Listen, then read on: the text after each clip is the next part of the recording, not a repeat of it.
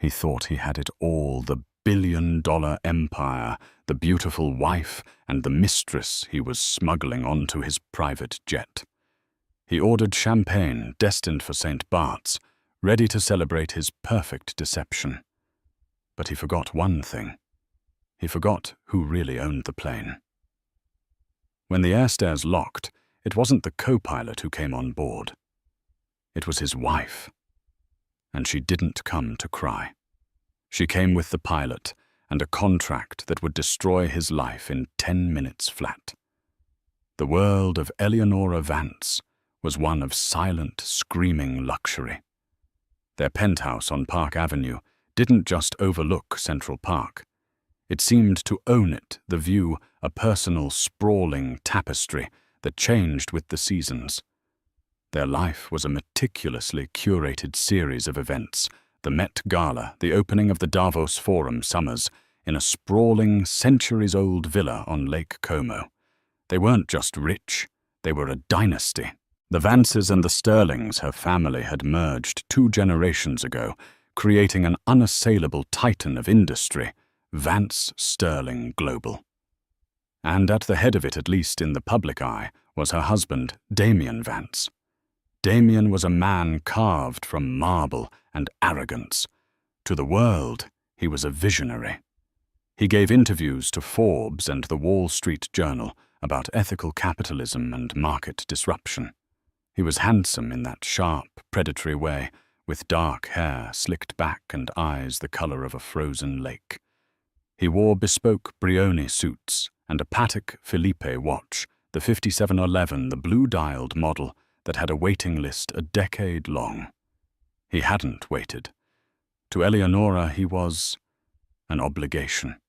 Their marriage hadn't been a whirlwind romance. It had been a strategic alignment, a merger of bloodlines and stock portfolios. Eleonora, a Sterling, was brilliant. She held an MBA from Wharton and a law degree from Yale.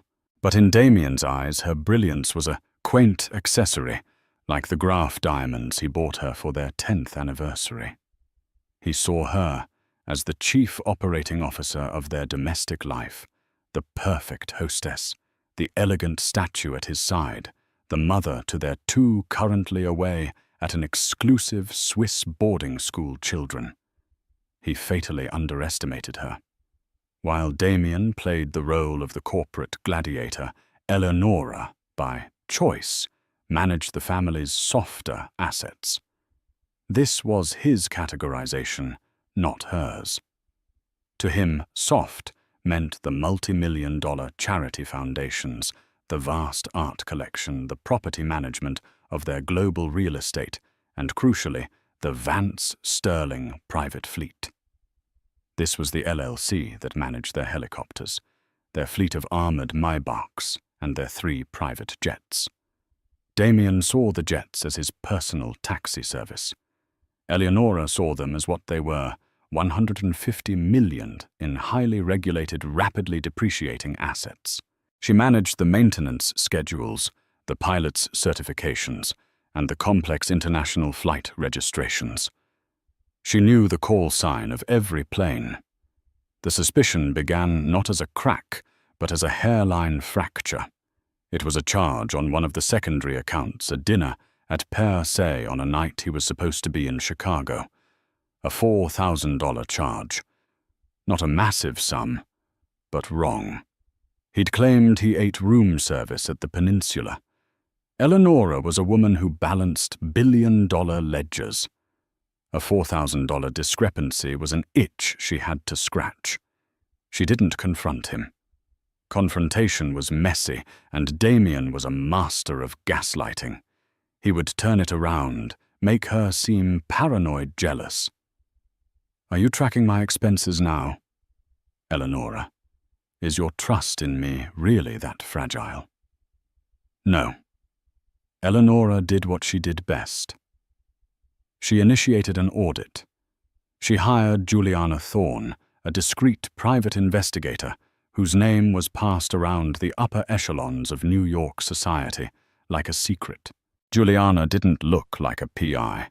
She looked like a Vogue editor, all sharp angles and sharper instincts. Within a week, Juliana had delivered a slim, devastating file. The $4,000 dinner was just the appetizer.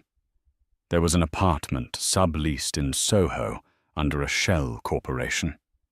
There were gifts: a Cartier love bracelet, the one with diamonds, a Birkin bag which required a purchase history. Eleonora knew he didn't have, meaning the girl had connections of her own. And then there was the girl. Her name was Chloe Summers. She was 24, a former model-turned-influencer who specialized in wellness and aspirational living.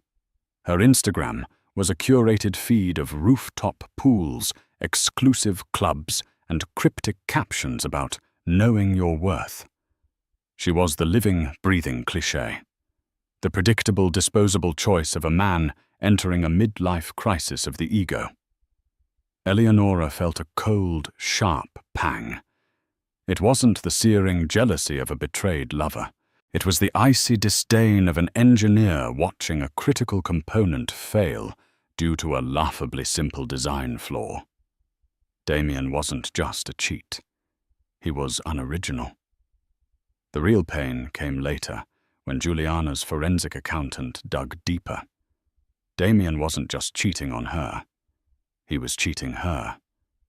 He was siphoning money. Not just from the slush fund account they all had. He was diverting funds from Vance Sterling Global itself, using the Soho shell company, Vance Strategic Solutions, to bill the parent company for consulting fees. He was funneling millions, building a nest egg. He wasn't just planning a vacation with his mistress. He was planning an exit, and that Eleonora could not abide. This wasn't just her marriage.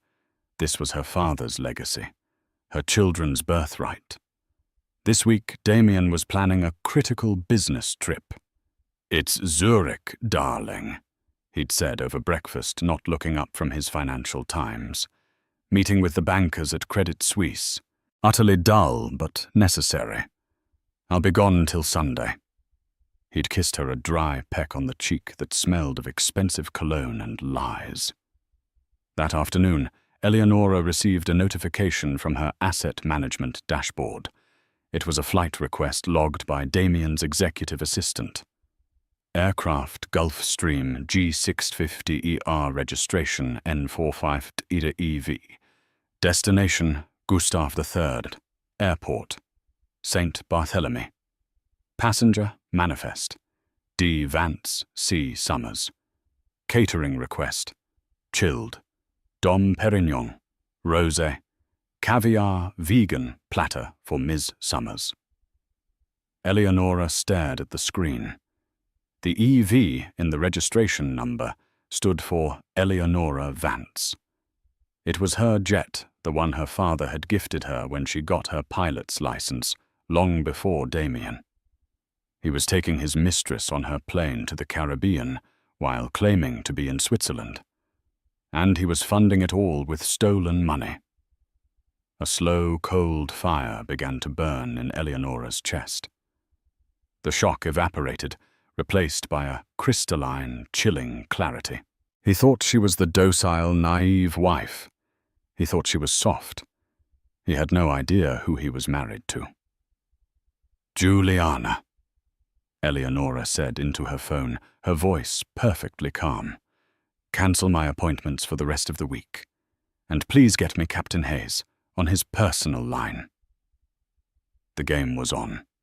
Damien Vance believed he was a master of the universe, a puppeteer pulling the strings of a world that bent to his will. His mistake was in believing Eleonora was one of his puppets. In truth, she was the one who had built the stage, written the play, and owned the theatre. While Damien was busy at board meetings, which Eleonora now knew were long lunches with Chloe at Daniel. Eleonora was in her own war room. Her private study, once a place of quiet portfolio management, transformed into the headquarters of a corporate takeover. The first call was to Captain Marcus Hayes. Marcus was the chief pilot of the Vance Sterling private fleet. He was a tall, imposing man with a ramrod-straight posture, a relic of his 20 years as a C-17 pilot in the Air Force. He was quiet, meticulous, and radiated an aura of unflappable competence. He did not like Damien Vance. Damien treated the flight crew like uniformed valets, snapping his fingers for more whiskey and complaining if the turbulence was inconvenient.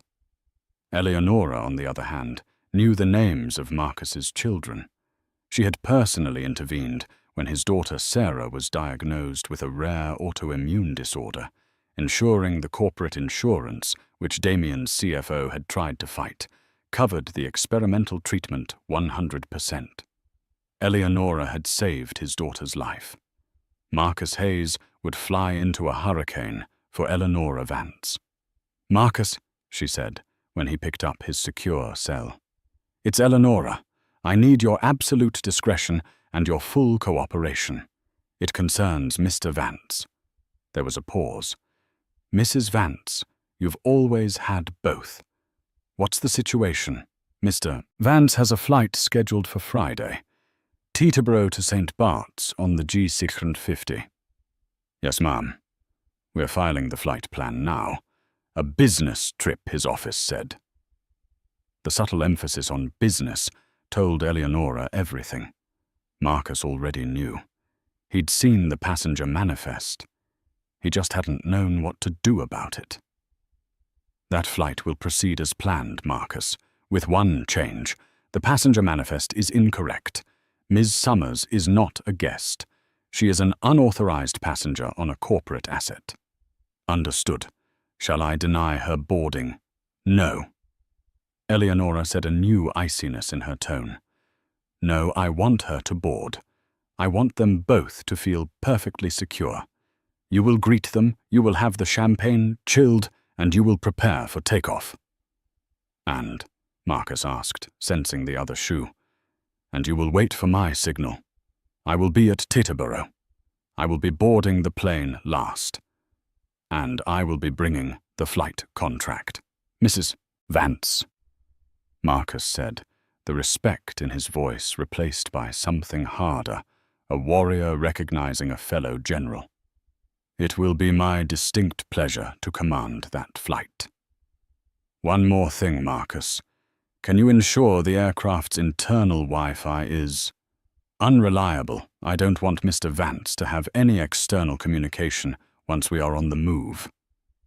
I can disable the satellite uplink for a diagnostic check just before boarding, ma'am.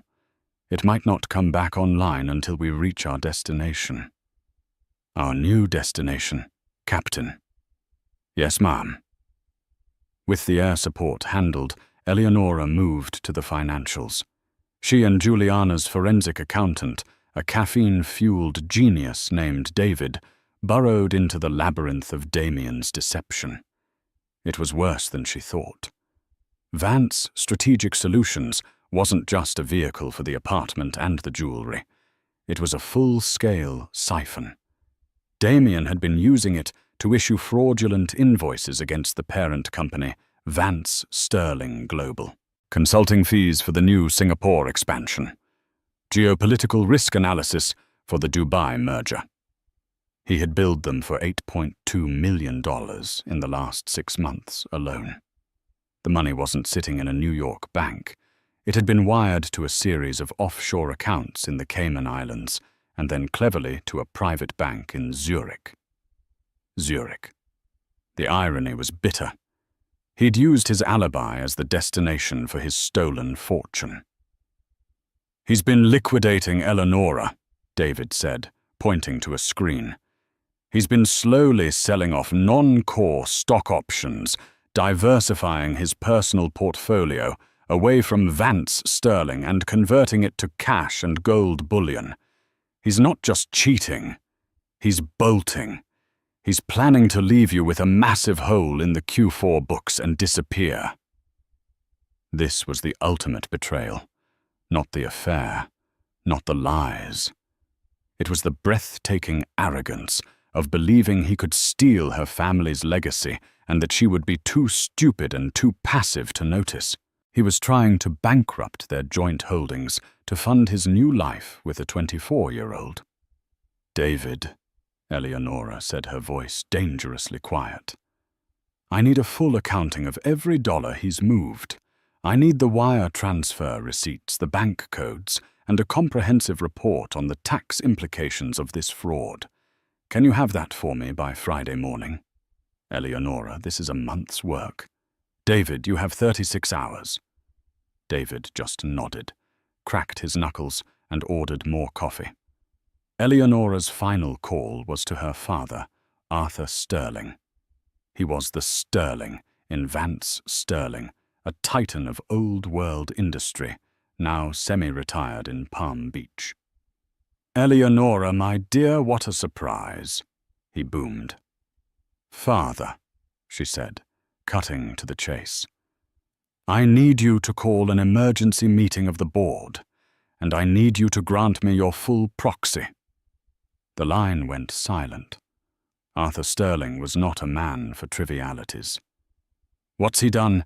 He's been defrauding the company father. Millions. He's planning to run." "The girl," Arthur spat. He too had his sources. "I told you he had no honor." "Yes. Well, I am about to teach him the meaning of it. I need the board meeting set for Friday at 5 p.m. I will be calling in. And I need you to trust me. I am handling this. He's your husband, Eleonora. He's a liability father. And we both know what we do with liabilities. We liquidate them." Arthur chuckled a dry, harsh sound. "That's my girl. You have my proxy. You have the full power of the Sterling Trust behind you. Burn him to the ground." Eleonora hung up. She looked at the file in front of her. The flight plan. The wire transfers. The photos of Chloe laughing on a balcony in her husband's stolen apartment. She selected a wardrobe for Friday. Not a mourning dress. Not a wronged wife outfit. She pulled out a steel-grey Tom Ford suit with a razor-sharp silhouette. It was armor. She was no longer Eleonora Vance, the hostess. She was Eleonora Sterling, the executioner. Captain Marcus Hayes hung up the secure phone. He stood in the sterile, brightly lit operations office of Aura Aviation, the LLC Eleonora had created to manage the fleet. The office was located in a discreet corner of Teterboro Airport, far from the lavish main terminals where the billionaires arrived. This was the nerve center where the real work was done. Marcus looked at the flight plan on his screen, Teterboro KTEEB to St. Barthélemy TFFJ. A challenging flight requiring a steep descent over a hillside onto a short runway. It was a pilot's airport, and Damien loved it because it was exclusive. Marcus adjusted his tie. His loyalty to Eleonora Vance was absolute, forged, not just in gratitude but in professional respect. He'd watched her for years. He'd seen her land a Challenger 350 in a tricky crosswind in Aspen, a feat that had made the other pilots in the lounge stop and watch. She wasn't just an owner, she was a pilot. She understood the mechanics, the risk, the why. Damien, by contrast, had once demanded Marcus fly faster to beat a snowstorm as if a G650 was a sports car, and FAA regulations were mere suggestions. Damien was a passenger in life. Eleonora was a pilot. His co-pilot for the flight, a young, sharp-as-a-tack woman named Kira, walked in. "Captain got the manifest for the St. Bart's trip. Catering is confirmed. Dom and caviar. And a vegan plate." Marcus nodded grimly. "Kira, this flight is going to be unconventional. We're going to follow Mr. Vance's requests to the letter, right up until the moment we close the main door." Kira raised an eyebrow. "Sir, Our real principal, Mrs. Vance, will be joining us at the last minute, and she will be taking command of the flight." Kira's eyes widened, then narrowed in understanding. She too had been on the receiving end of Damien's acidic arrogance. "And the second passenger, Ms. Summers. Ms. Summers is about to have a very, very bad day," Marcus said. "I want you to conduct the pre-flight check 3 times. I want this bird to be flawless. Mrs. Vance is handling the what. We are handling the how. Our job is to be the most professional, implacable, and unmovable crew in the sky. When I give the word, we are a steel box. No one gets on, no one gets off, and the on-air phone and Wi-Fi systems are to remain inoperable until I say otherwise. Are we clear?" "Crystal clear, Captain," Kira said, a small, tight smile playing on her lips. "I'll go check the diagnostics on the satellite uplink right now. Looks like a faulty inverter. Might take all flight to fix." "Good," Marcus said. "That's very good." Meanwhile, Eleonora was moving her own pieces. She wasn't just planning to confront Damien, she was planning to dismantle him. She spent Thursday with the lawyers. Not their lawyers, the high-gloss corporate firms that Vance Sterling kept on retainer. These were her lawyers from a shark-infested boutique firm that specialized in high-conflict, high-asset dissolution.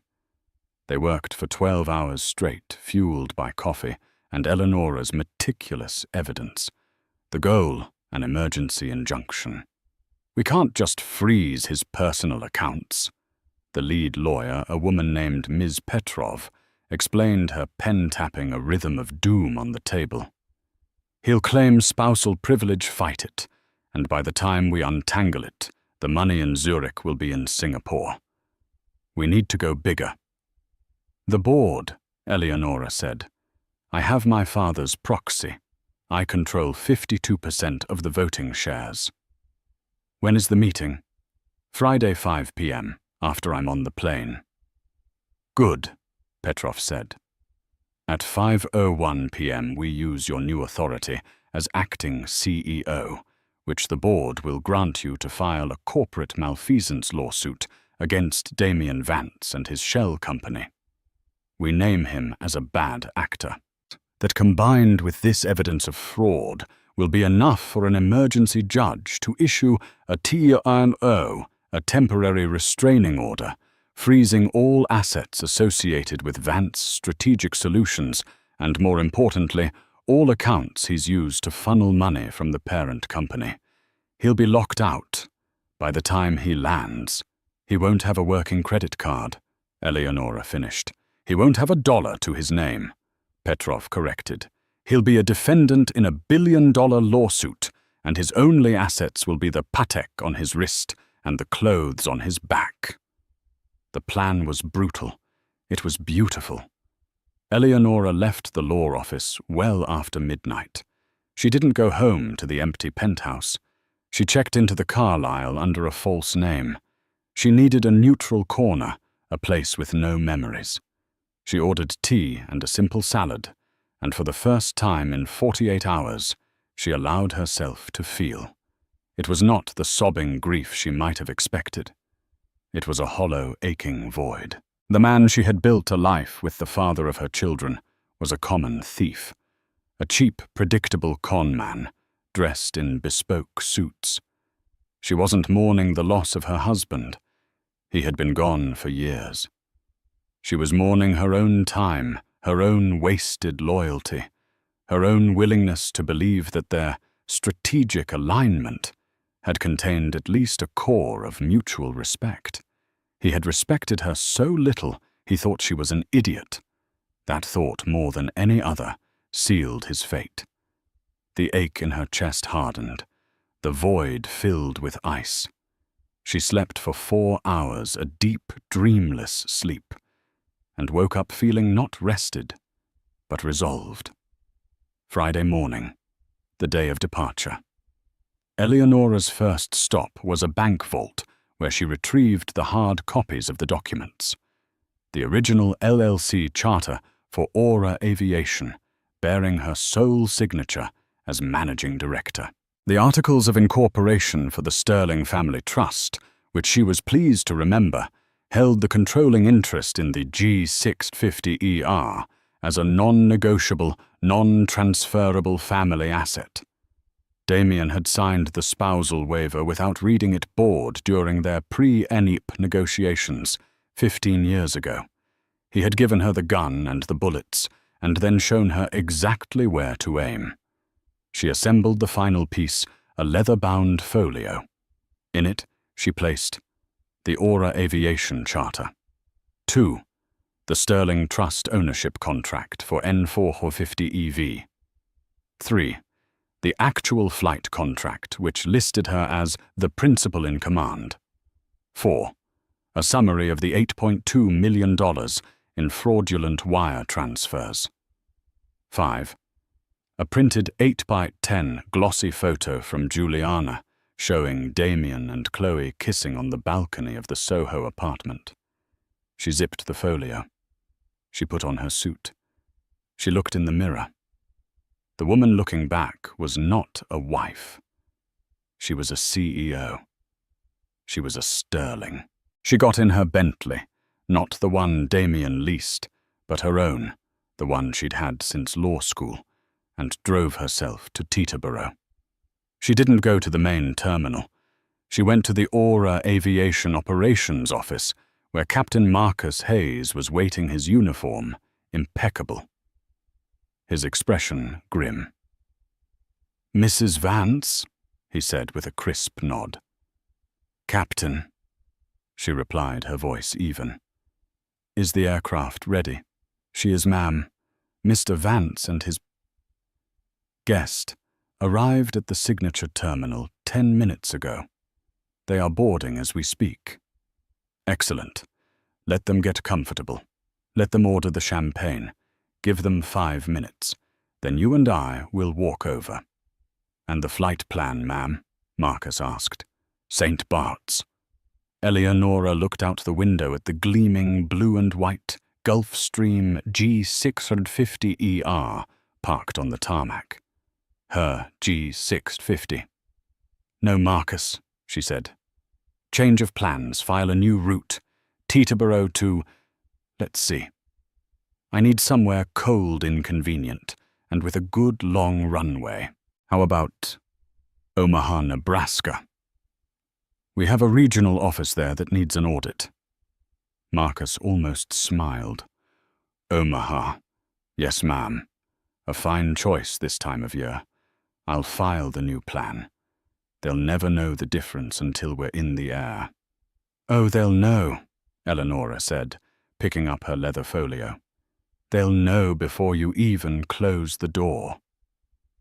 Teterboro Airport was not like a commercial airport. It was a quiet, antiseptic world of exclusive luxury. There were no lines, no TSA, no screaming children. There was only the whisper of money and the low whine of turbines. Damien Vance swept into the signature flight support terminal like he owned the place. In his mind, he did. He was in his element, a crisp Loro Piana cashmere sweater over a white shirt. Sunglasses on, even indoors. He was a man performing the role of billionaire on the move, and he loved his audience.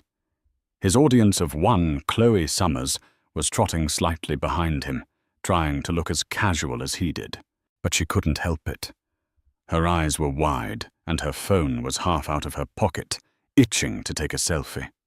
She was 24, and had never flown private before. This, to her, was the jackpot. She was dressed for St. Bart's, a white linen jumpsuit that was trying too hard platform espadrilles that were impractical for air stairs, and the new blindingly white Birkin Damien had bought her. She looked less like a travel companion and more like expensive high-maintenance luggage. "Damien, baby, it's huge," she whispered as they were led through a private door onto the tarmac. The Gulfstream G650ER sat shimmering in the cold November sun. It was a $70 million needle of aerospace perfection, its white paint and single blue racing stripe immaculate. "It's the G650, baby, the long-range model," Damien said dismissively, as if he were discussing a car. "Fastest thing in the sky.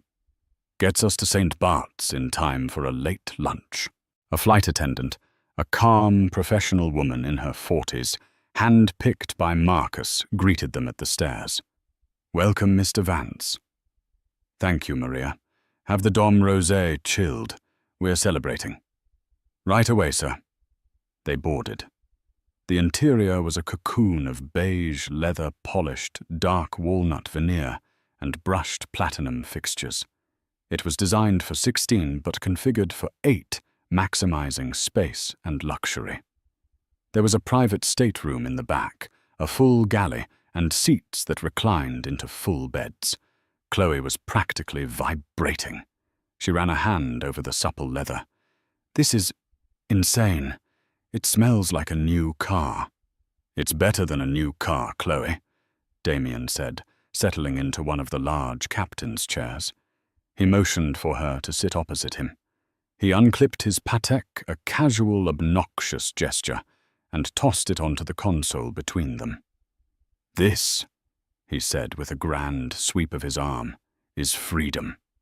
This is what you get when you're not afraid to take what you want." Chloe looked at him with pure, unadulterated adoration. This was the man who was going to change her life. He was powerful, rich, and he was all hers. She'd won. She'd beaten the Ice Queen wife, the sterling heiress. "To taking what we want," she purred, leaning forward. The flight attendant returned with the champagne. It was, as requested, Dom Perignon Rosé Vintage 2008. She poured 2 flutes the pale pink liquid, fizzing elegantly. "Enjoy, Mr. Vance. The co-pilot is finishing her pre-flight checks, and Captain Hayes will be on board momentarily to greet you. We should be airborne in 15 minutes. "Perfect," Damien said, taking a sip. He leaned back, closing his eyes. He was already in St. Bart's. He was already on the yacht. He was already free of Eleonora, of the board, of the crushing weight of his old life. The $8.2 million in Zurich was his new beginning. Chloe was less relaxed. She was snapping selfies, holding the champagne flute in one hand, her other hand forming a pout. She angled the phone to get the Gulfstream logo on the headrest in the shot. Living home. Best life.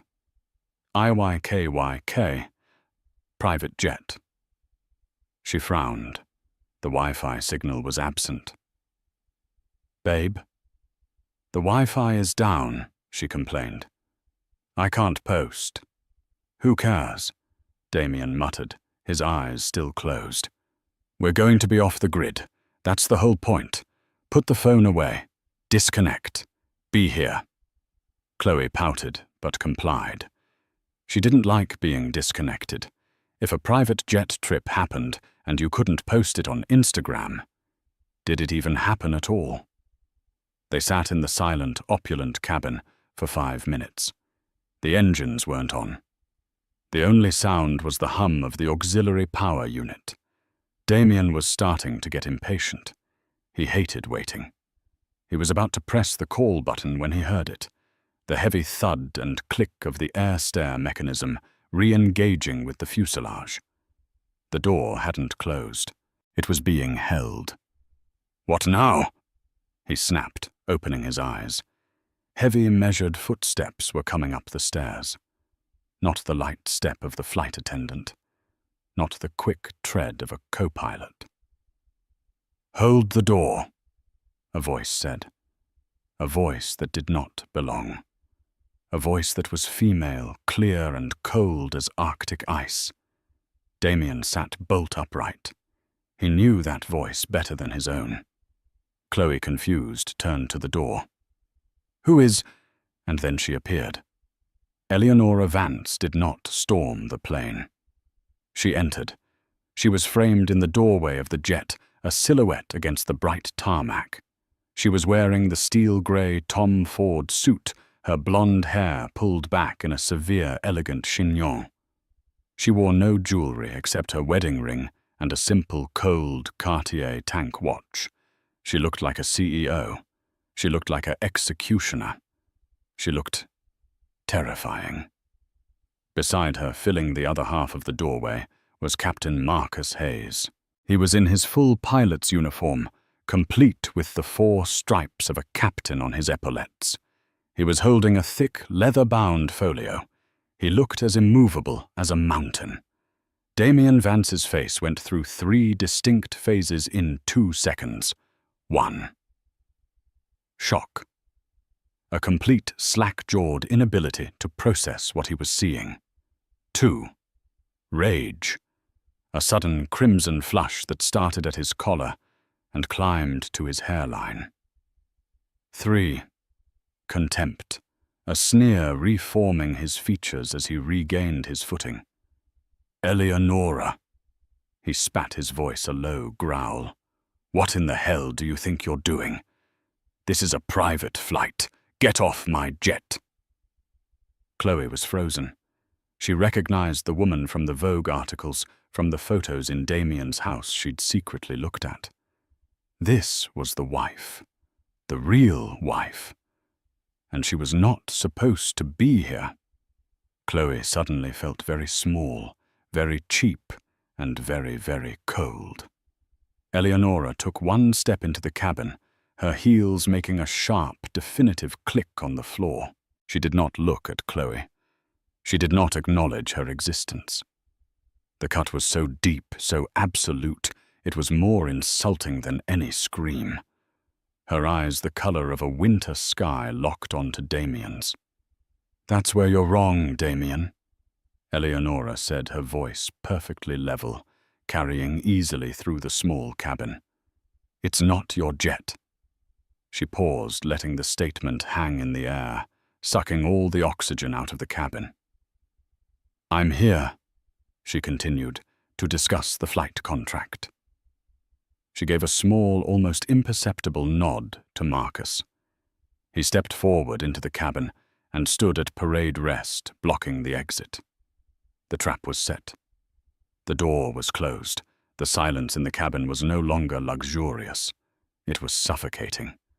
The Dom Rosé sat untouched in Damien's flute, its bubbles dying.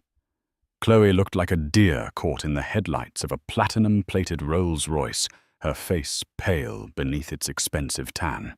Damien was the first to recover, falling back on his most trusted weapon, pure, unadulterated bluster. I'm not going to ask you again, Eleonora, he snarled, standing up. He was taller than her, a fact he'd always used to his advantage, looming over people to intimidate them. It didn't work. Eleonora didn't flinch. She just watched him. Her expression one of mild clinical curiosity, as if he were a specimen in a jar. This is my flight, my meeting. You are trespassing. Marcus. He snapped, turning on the pilot. Get her off this plane. Now, you're fired. Captain Marcus Hayes didn't even blink. He looked past Damien, his gaze focused somewhere on the cockpit bulkhead. I'm afraid I can't do that, Mr. Vance. What do you mean you can't? I sign your paychecks. I own you. No, sir, Marcus said, his voice flat and deep. You don't.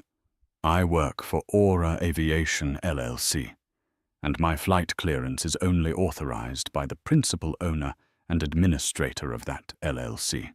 And that, Eleonora said, taking another step into the cabin, is me. She held up her hand, and Marcus, in a perfectly rehearsed move, opened the leather-bound folio. He handed her the first document. I don't know what fantasy world you're living in, Eleonora. Damien scoffed, though the first bead of sweat had appeared on his temple. This jet is a corporate asset, Vance Sterling. Not quite, Eleonora said. She held up the paper. This is the Articles of Incorporation for Aura Aviation, the legal entity that holds the title to this aircraft. It's a subsidiary, you see, but not of Vance Sterling Global. It's a subsidiary of the Sterling Family Trust. She let him process that.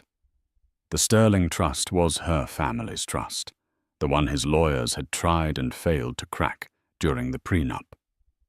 And this, she continued, taking the next document from Marcus, is the specific ownership contract for Gulfstream G650ER registration N450EV. The EV, in case you've forgotten, stands for Eleonora Vance. It was a gift from my father. And this, she tapped a clause at the bottom, is the spousal waiver you signed relinquishing all control and interest in said asset. Damien's face was turning a mottled, ugly shade of red. It's a technicality. A piece of paper. I am the CEO. You were the CEO, Eleonora corrected him, and the shift in tense hit him like a physical blow.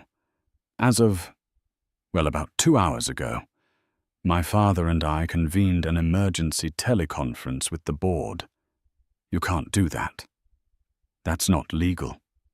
Oh, it's perfectly legal when the acting CEO is demonstrably defrauding the company. This was the first time Chloe moved. Her head snapped toward Damien. Fraud. Eleonora finally turned her head and bestowed a single icy glance upon the 24-year-old. You must be Chloe, she said. Her voice wasn't kind. It wasn't angry. It was the voice of a person brushing away an insignificant piece of lint. The Cartier bracelet is lovely. Was that purchased with the Q3 operations budget? Or was it from the Geopolitical Risk Analysis Fund? It's so hard to keep track. Chloe shrank back, her hand instinctively flying to her wrist, to the $12,000 diamond-studded bangle. She suddenly looked like a child playing dress-up in her mother's clothes. You shut your mouth! Damien roared, taking a step toward Eleonora. Don't you talk to her! Before he could take a second step, Captain Marcus Hayes moved. He wasn't fast, but he was there, a solid wall of blue uniform, between Damien and Eleonora. He didn't touch Damien. He didn't have to. He just stood, his 6'4" frame radiating "Don't try it." Damien, for all his bluster, was a businessman, not a fighter. He stopped. Thank you, Marcus, Eleonora said calmly. She turned back to her husband. You are a fool, Damien. A cliché. Did you really think I wouldn't notice 2 million was missing? Did you think I wouldn't find Vance Strategic Solutions, your sad little slush fund? She pulled the next document from the folio. It was the summary of the wire transfers. This is the part where you're supposed to be in Zurich, isn't it? She said almost conversationally. It's a good alibi. It's also where you sent the money. Very efficient. I'll give you that. You're insane, Damien stammered, his bravado crumbling, replaced by the naked twitching panic of a cornered rat. You're making this up. Am I? Eleonora pulled out the last item, the 8x10 glossy photo. She didn't show it to him. She walked past him, past the fuming, impotent rage, and stood in front of Chloe. Chloe flinched. Eleonora didn't say a word. She just dropped the photo into Chloe's lap. It was the picture of her and Damien kissing on the Soho balcony, a bottle of champagne in the frame. The date and time were stamped in the corner. Chloe looked at the photo, then up at Damien, her eyes wide with a new dawning horror. This wasn't a lover's quarrel she'd walked into. This was something else. This was a war. You think you're his partner, Eleonora said, her voice soft now, and all the more terrifying for it. You're a line item, dear, an expense, and I'm the auditor. She turned back to Damien. The interruption was over. The execution was about to begin. "So," Eleonora said, clasping her hands in front of her, "we have a problem. You see this flight? It's not going to St. Bart's." Damien's panic-slicked face twisted into a mask of confusion. "What are you talking about? Of course we're going to St. Bart's. Marcus filed the damn flight plan." "The flight plan is filed, Mr. Vance," Marcus replied. His voice still that impassive, maddening monotone. "It was filed 20 minutes ago, by me, on Mrs. Vance's authority." "A new plan," Eleonora clarified, walking back to the center of the cabin. She was in control. The space was hers. The air was hers. "This aircraft," she said, as if addressing a slow-witted child, "is not a toy. It's a corporate asset, and as such its use must be justified. A weekend tryst with an influencer doesn't meet the criteria for a legitimate business expense, so I've corrected your little clerical error." "You have no right," Damien bellowed. "I have every right." Eleonora countered, her voice finally rising sharp and clear as a ringing bell. "This is the flight contract, Damien.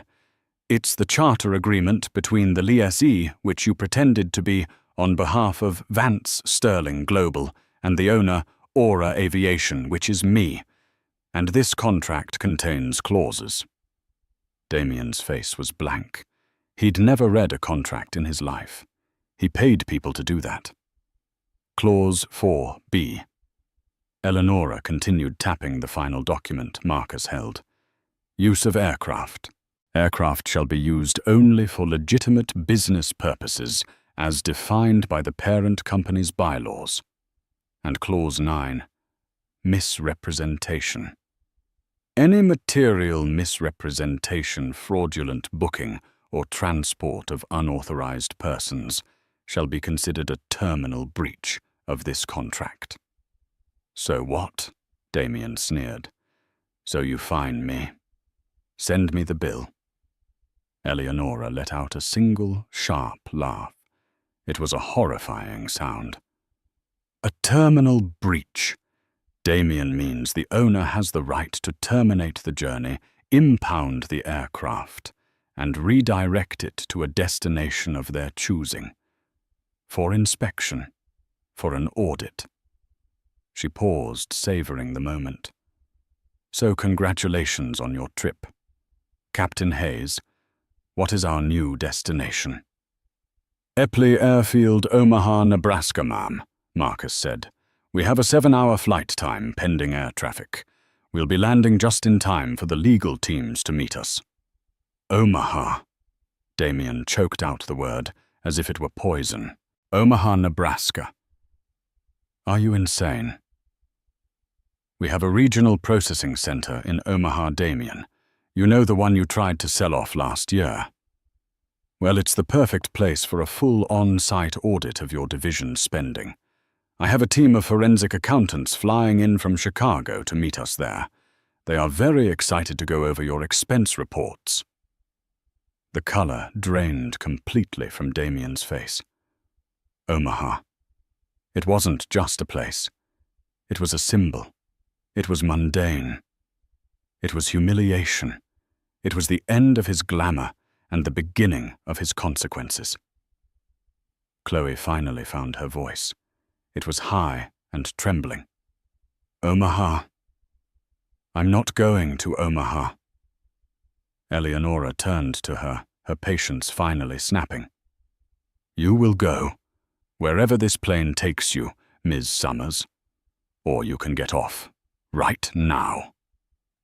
This was the choice. The trap. Damien saw it. If he stayed on the plane, he was admitting guilt, flying into the hands of the auditors, a prisoner in his own $70 million toy. If he got off, he was stranded on the tarmac at Teterboro. His power evaporated, his authority gone. He tried a third option. "I'm not going anywhere, and neither are you. We're going to sit here until you see reason." He crossed his arms, a petulant child. "I'm afraid that's not an option either," Marcus said, checking his watch. "The FAA has approved our departure slot. If we don't move in the next 5 minutes, we'll be fined for loitering on the tarmac. And as the principal in command, Mrs. Vance, has already authorized the cabin doors to be secured for departure." He motioned to Kira, the co-pilot, who was now standing at the top of the air stairs. Kira nodded. "This is your last chance, Damien," Eleonora said. "The choice is simple. It's the Damien Vance option or the Eleonora Sterling option." "What the hell does that mean?" "The Damien option is this. You stay on this plane. You fly to Omaha. You will be met by lawyers and auditors. You will be stripped of your position. Your assets will be frozen, and you will face a federal investigation for corporate fraud. You will, in short, be ruined. But you'll get to fly private one last time." She took a breath. "The Eleonora option is this. You get off, right now. You take her." She jerked her chin at Chloe. "And you get off my plane. You walk back to the terminal. You call an Uber, and you go to your stolen apartment and wait for the summons to arrive." Damien stared at her. He was processing. He was a man who loved loopholes, and he was desperately searching for one. "And if I get off, what happens?" he asked, his voice now a hoarse whisper. "The board meeting still happens," Eleonora said. "The injunction still gets filed. You are still ruined. The only difference is I get to take my plane and I'm still going to St. Bart's." This was the final exquisite twist of the knife. She was taking the vacation he had planned. You bitch." He breathed the word heavy, with a new terrified respect. "I'm a Sterling Damien," she corrected him. "We built this world. You just lived in it. And your lease is up." She looked at her watch. "You have 60 seconds to decide. After that, Captain Hayes has my authority to have airport security remove you." Damien looked at Chloe. Her face streaked with tears, her Birkin bag clutched in her lap like a flotation device. He looked at Eleonora, cold, beautiful, and triumphant in her armor of Tom Ford. He looked at Marcus, a stone-cold sentinel. He was trapped, and he knew it. His arrogance, his one true companion, made the decision for him. He would not be flown to Omaha like a common criminal. He would never give her the satisfaction. "Fine," he spat, grabbing his coat. "Fine. You win. You take the damn plane." He grabbed Chloe by the arm, yanking her from the seat. "Get up. We're leaving." "But my bag," Chloe cried, pointing at her Louis Vuitton suitcases, which were presumably in the hold. "Leave it," Eleonora said, her voice dripping with boredom. "I'll have it all donated to Goodwill. In Omaha." The fight went out of Chloe. She stumbled after Damien, her espadrilles clacking on the cabin floor. Damien stood at the top of the air stairs, his face a thundercloud. He looked back at his wife, the woman he had dismissed, underestimated, and betrayed. "This isn't over, Eleonora," he vowed. Eleonora actually smiled, a real, genuine smile. "Oh, Damien," she said, "it is. You just haven't realized it yet. This isn't the end of the fight. This was just the eviction." She nodded to Marcus. "Get them off my plane." Damien Vance had never in his entire adult life been manhandled. He was a man who glided through the world, for whom doors were held and obstacles were removed. But when he hesitated at the top of the air stairs, trying to muster one last line of defiance, Captain Marcus Hayes took a single authoritative step forward. He didn't push. He simply occupied the space Damien had just been, in a subtle, physical command to move. Damien stumbled back, his pride stinging more than any physical blow. He turned and descended the stairs, not with the confident stride of a master of the universe, but with the hunched, furious shuffle of a man who had been defeated. Chloe followed a pathetic, weeping mess. Her Birkin bag was a comical counterpoint to her total collapse. She was a woman who had bet everything on a single horse, only to watch it break its leg at the starting gate. They stood on the cold, wind-swept tarmac. The November air bit at them. Chloe was dressed for the Caribbean. She was already shivering. My bags," Damien said lamely to the ground crew member who was watching impassively. Marcus's voice boomed from the top of the stairs. "Mr. Vance, your luggage was loaded into Hold 2. As this aircraft is now on an active flight plan, FAA regulations forbid us from accessing the cargo hold on the tarmac. You'll have to file a lost luggage claim." The ground crew member just shrugged. "Not my problem." From the cabin, Eleonora's voice, cool and amused, drifted down. "Oh, and Damien, that poetic on the console. Is that yours?" He'd forgotten it. His $150,000 watch was still sitting on the polished walnut. Before he could answer, Eleonora said, "Kira, be a dear, and put that in the galley safe. We'll have it appraised. I suspect it was also a corporate expense." That was it. That was the final, petty, perfect humiliation. "Close the door, Kira," Marcus commanded. The heavy, sound-proofed door of the Gulf Stream swung shut with a pneumatic, definitive hiss. The mechanism locked with a thud that echoed in Damien's empty chest. He and Chloe were alone on a vast expanse of concrete, 50 yards from the nearest building. The G650ER, her engines now whining to life, was an impenetrable silver fortress. "Damien, do something!" Chloe wailed, clutching his arm. "You can't let her do this. You're Damien Vance." "Shut up, Chloe," he hissed, yanking his arm away. "Just shut up." He was watching the plane, his mind frantically trying to find a way to rewind time. He'd made the wrong move. He should have stayed on the plane, fought the audit. But his pride. He saw a signature ground vehicle approaching a simple golf cart.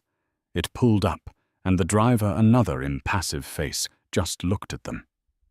You can't leave us here," Damien yelled at the cart. "We need to get back to the terminal." The driver just pointed to the back of the cart. The walk of shame. Damien Vance and his mistress riding in the back of a luggage cart like common cargo. As they drove away, the Gulfstream G650ER N450EV began its slow, powerful taxi toward the runway. Inside the jet, the atmosphere had changed instantly. The oppressive, toxic tension was gone, vacuumed out with Damien. Eleonora sank into the plush leather seat, the exact one Damien had been sitting in. She was trembling. The adrenaline, the rage, the sheer will it had taken to see this through was finally hitting her. The flight attendant, Maria, wordlessly appeared at her elbow. The half-empty flute of Dom Rosé that had been Chloe's was gone. In its place was a fresh, clean flute, and Maria was pouring from a new bottle. Not the rosé. This was Krug Clos d'Ambonnet, a champagne so rare, so expensive, Damien wouldn't have even known to order it. It was Eleonora's favorite. "We kept this on ice for you, Mrs. Vance," Maria said with a small, knowing smile. Eleonora took the glass. Her hand was shaking so badly, she almost spilled it. "Thank you, Maria. Thank you all." Captain Hayes's voice came over the intercom, all business once more. "Mrs. Vance, we are third in line for takeoff. Flight time to St. Barthélemy is 3 hours and 22 minutes. We should have you on the ground well before sunset." Eleonora took a deep, shuddering breath. She looked at the glass. She looked out the window as the ground blurred the jet turning onto the active runway. "Marcus," she said, her voice catching but then strengthening. "You're a good man." "Just doing my job, ma'am." His voice came back, warm and professional. "Sit back and relax. The show is over." "No, Captain," Eleonora said, taking a long, slow sip of the Krug. The champagne was exquisite. "The show is just beginning." As the G6-50's two Rolls-Royce engines spooled up, pressing her back into the leather, Eleonora felt the G-force. It felt like liberation. At that exact moment in the signature terminal, Damien was trying to use his black card to call a car. Declined. He tried his corporate Amex. Declined. He tried his personal Chase Sapphire. Declined. It was 5:01 p.m. The injunction was live. The board meeting was over. He was locked out. Chloe, seeing the panic in his eyes, the failed transactions, finally understood. The god was a mortal. A broke mortal. I have Uber," she offered, her voice small.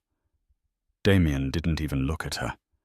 He just walked out of the terminal into the cold and stood by the curb, a man with $1 billion name and not a dollar to it.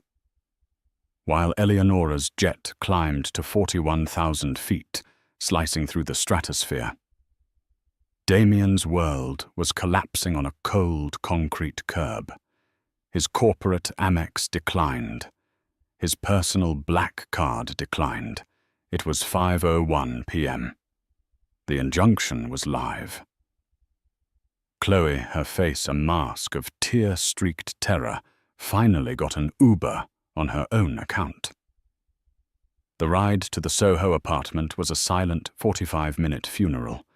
When they arrived, a doorman who no longer smiled handed Damien a single, slim envelope. It was an eviction notice. The Vance Strategic Solutions lease had been terminated for fraud.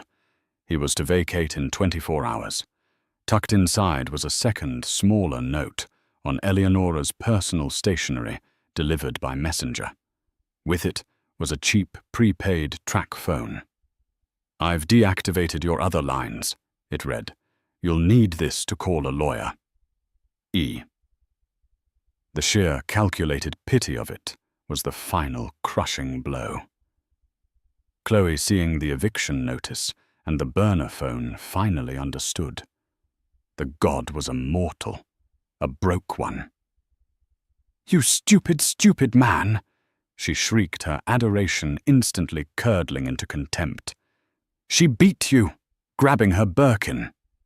She turned and fled, leaving him alone in the stolen apartment that was no longer his.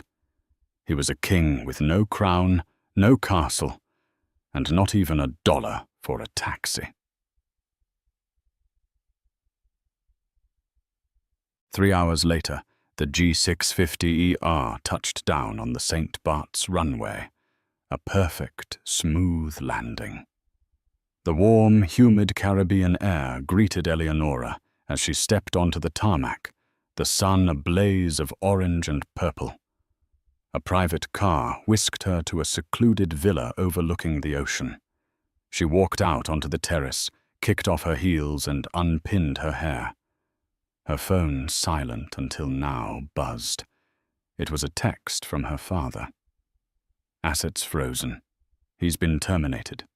Well done. How's the weather?" Eleonora smiled, a real, genuine smile. She picked up the flute of Krug the villa staff had waiting for her. She typed back. "A little turbulent on the way, but I've taken over the controls. The view is perfect." She hit send, took a sip, and watched the sunset.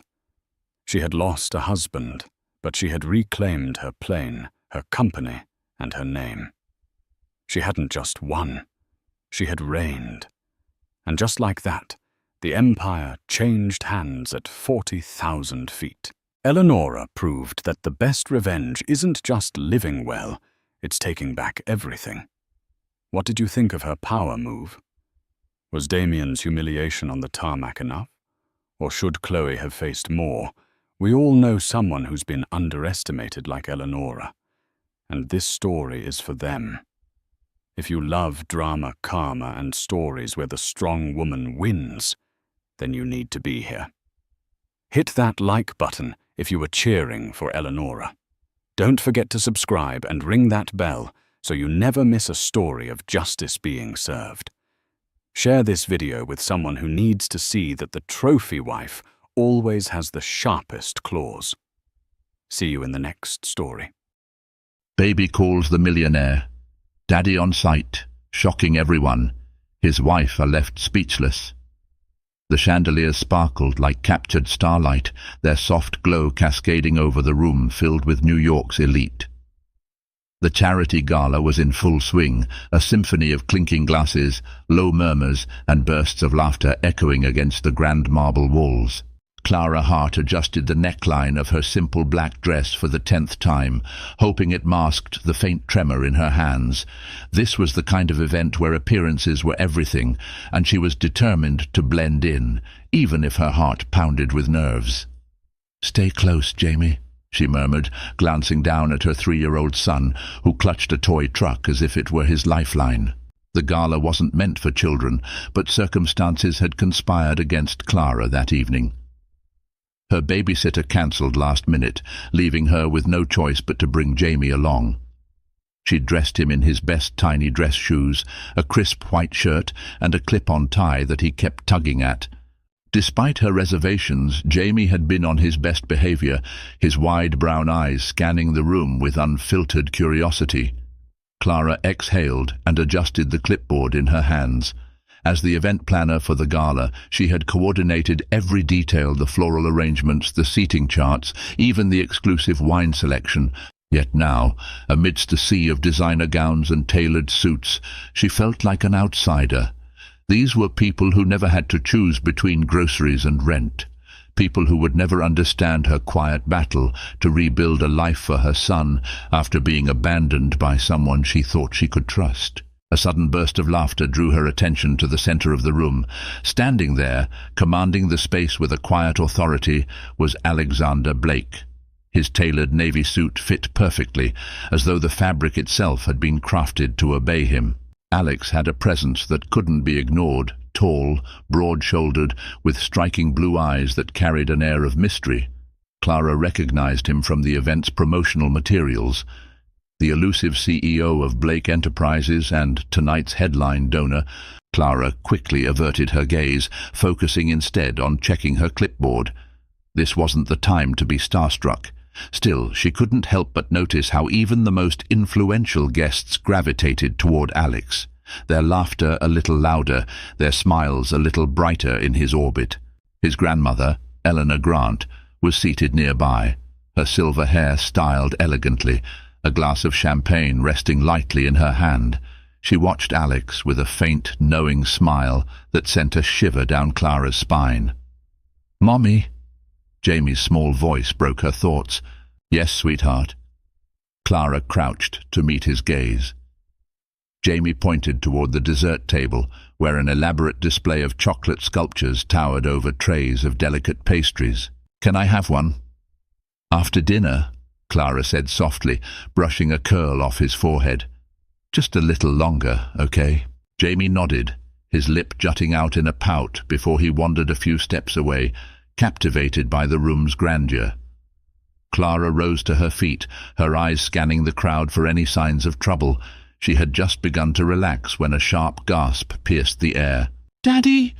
Jamie's voice rang out, clear and unwavering. Clara's heart stopped. She turned, dread pooling in her stomach, to see Jamie sprinting across the room.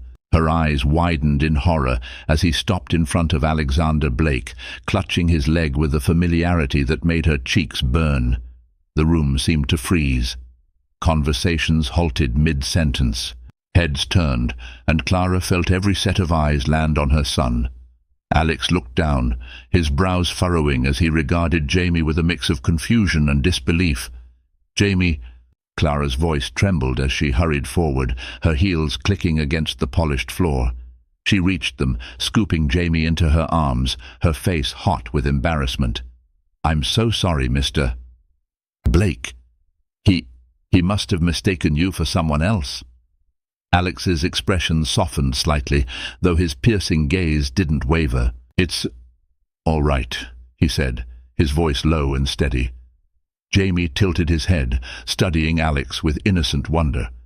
"You look like my daddy," he said matter-of-factly, his words carrying the kind of conviction only a child could muster. Clara's heart ached. "Jamie, sweetheart, that's enough," she whispered, her voice thick with desperation. But Alex didn't seem annoyed. If anything, he looked intrigued, his sharp features softening as he crouched slightly to meet Jamie's gaze. "Is that so?" he asked, a faint smile tugging at his lips. Eleanor Grant, who had been quietly observing from her seat, rose gracefully and approached. "What an interesting child," she said, her voice warm but laced with curiosity. Her eyes darted between Clara, Jamie and Alex, lingering on Jamie as if searching for something familiar. "I'm terribly sorry for the interruption," Clara stammered, clutching Jamie tighter. "He's just very imaginative." Eleanor smiled, her eyes twinkling. "Imagination is a wonderful thing, my dear. Don't apologize for that."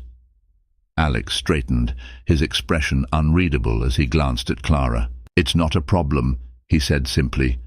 But something flickered in his eyes, a question, a doubt, perhaps even recognition that made Clara's stomach churn. As the attention in the room slowly shifted back to the ongoing gala, Clara excused herself, retreating to a quieter corner with Jamie. Her mind raced, her pulse pounding in her ears. Jamie's words replayed over and over, each syllable tightening the knot in her chest. Why had he called Alex Daddy? And why had Eleanor's smile lingered for so long? Clara didn't have the answers, but she couldn't shake the feeling that tonight had set something in motion, something she wasn't ready to face. The following morning, sunlight poured through the thin curtains of Clara's modest apartment, painting the walls in soft shades of gold. The air was filled with the comforting aroma of coffee brewing on the counter, a rare luxury Clara allowed herself on difficult mornings. Today, it was needed more than ever. Clara sat at the small round table in the corner of the kitchen, staring blankly at the newspaper open before her. The headlines blurred together, her mind refusing to focus. Her thoughts were trapped in an endless loop of the previous night, the gala, the stunned silence after Jamie's outburst, and the way Alexander Blake had looked at her son, as if he was piecing together a puzzle only he could see. She rubbed her temples, trying to will away the nagging questions. "It was just a coincidence," she muttered under her breath, as if saying it aloud would make it true. Jamie's words, his conviction, had been innocent, but their effect was anything but. "Mommy?" Jamie's small voice pulled her back to the present. Clara turned to see her son standing in the doorway, his hair tousled from sleep, his toy truck clutched tightly in one hand. His wide eyes were filled with curiosity. "Why did everyone look at me funny last night?" Clara's chest tightened. She knelt down, pulling him into a gentle hug. "Oh, sweetie, no one was looking at you funny. They were just surprised, that's all." Jamie pulled back slightly, his brow furrowed. "But he looked like my daddy." "I felt it." Clara froze. How could she explain to a 3-year-old the complexities of what he was saying? "Sometimes people remind us of someone," she said carefully, brushing a curl from his forehead. "But that doesn't mean they're the same person." Jamie didn't look convinced, but he nodded, his attention drifting back to his toy truck as he pushed it along the edge of the table. Clara watched him, her heart aching with an emotion she couldn't quite name. Guilt, confusion, fear. She rose to her feet, grabbing her coffee and taking a long sip.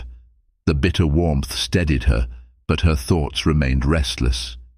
There was no denying the resemblance between Alex and Jamie. It wasn't just their similar features, there was something about the way they carried themselves, the quiet confidence even a child like Jamie seemed to exude. But it didn't make sense. It couldn't make sense. The sharp trill of her phone broke the silence, jolting her out of her reverie. She glanced at the screen, her stomach sinking when she saw the name, Eleanor Grant. Clara hesitated, her thumb hovering over the screen. She had given Eleanor her number as part of the gala planning process, but she hadn't expected to hear from her after the event. With a deep breath, she answered. "Good morning, Mrs. Grant," Clara said, striving to keep her voice steady. "Good morning, Clara," Eleanor replied, her tone warm but firm. "I hope I'm not disturbing you." "Not at all," Clara lied, her pulse quickening. "Is there something I can help you with?" "As a matter of fact, yes. I was wondering if you'd have time to meet with me today. I'd like to discuss a potential opportunity." Clara frowned, caught off guard. "An opportunity? Yes, something I think you'd find interesting." Eleanor paused, her words carefully measured. It would be easier to explain in person. "Are you available this afternoon?" Clara hesitated, glancing at Jamie, who was now engrossed in his toy truck. Her instincts told her to decline, to avoid whatever Eleanor was about to draw her into. But another part of her, a quieter, more desperate part, reminded her that opportunities were rare, and she couldn't afford to ignore them.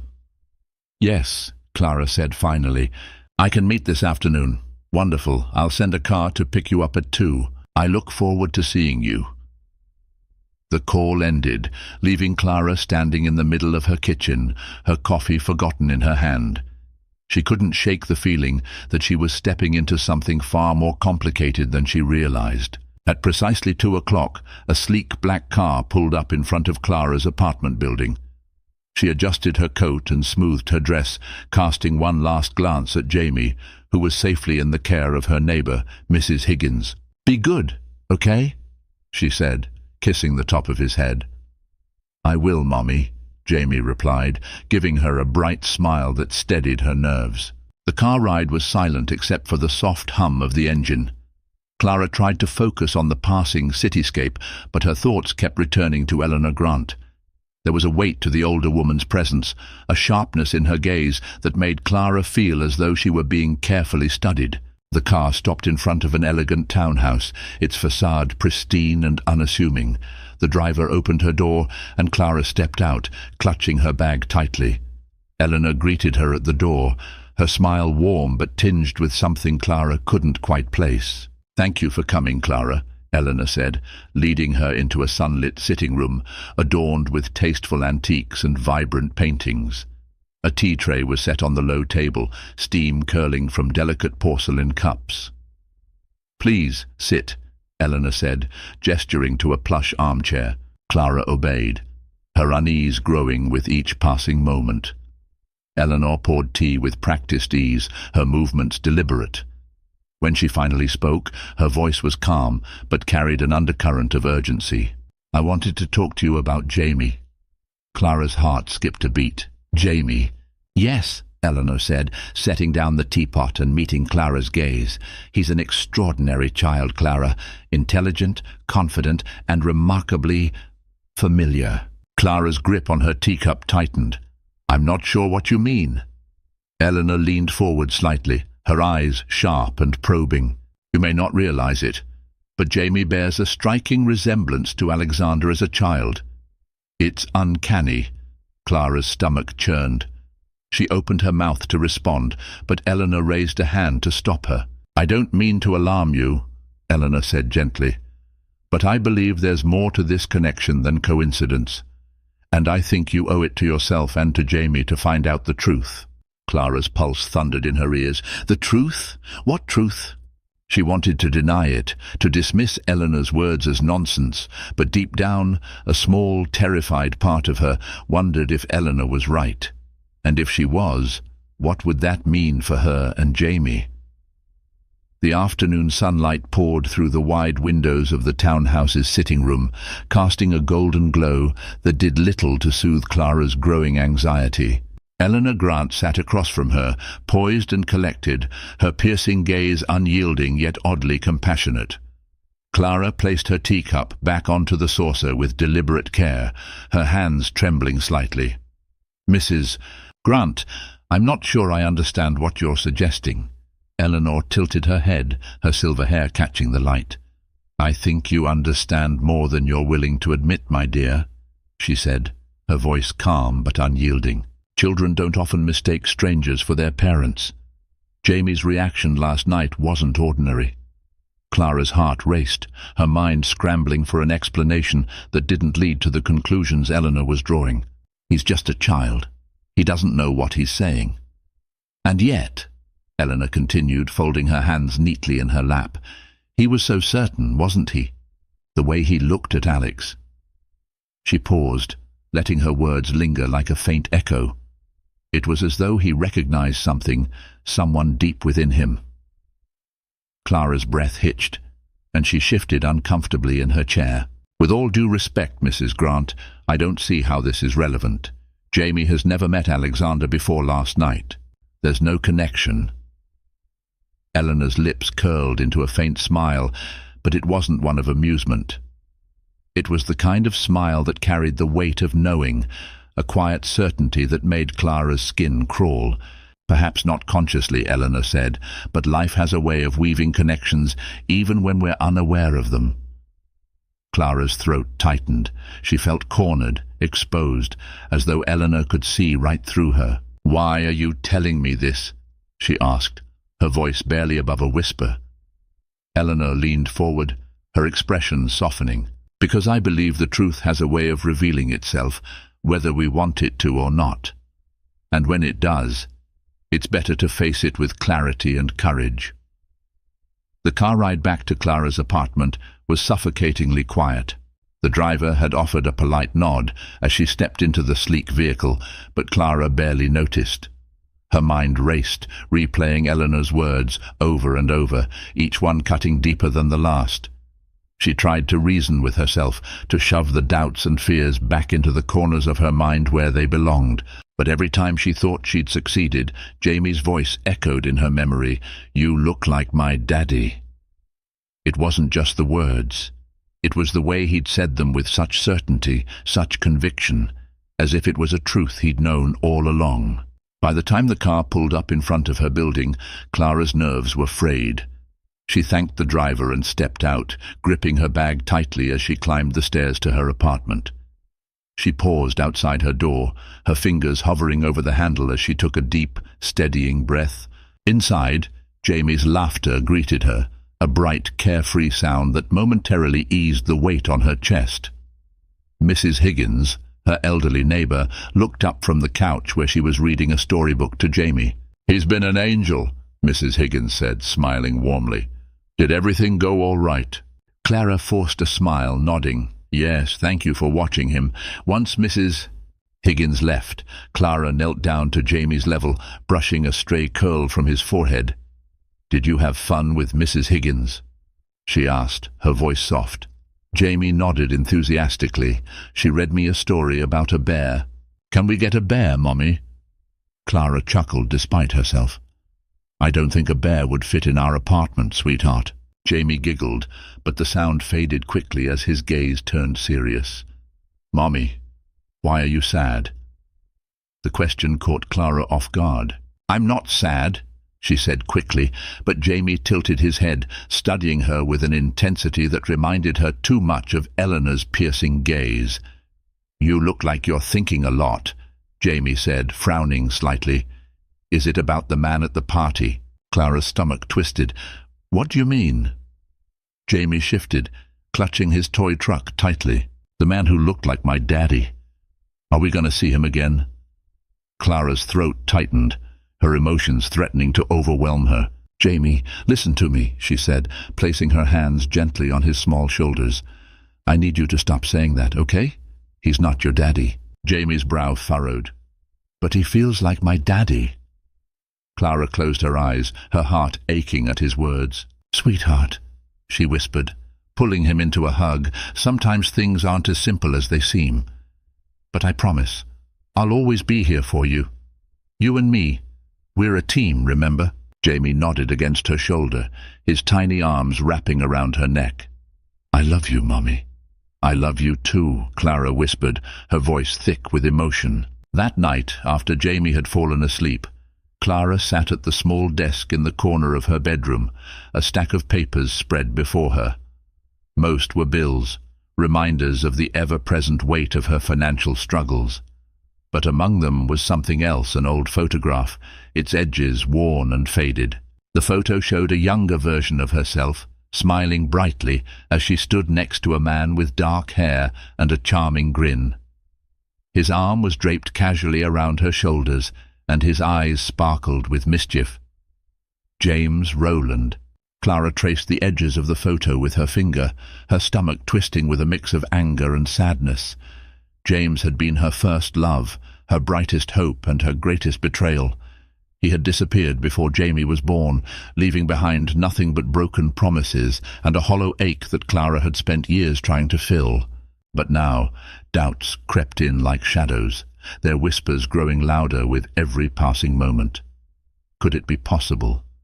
Could Jamie's father have connections to the world she had glimpsed last night, the world of Alexander Blake and Eleanor Grant? She shook her head, pushing the thought away. It was ridiculous, coincidence, nothing more.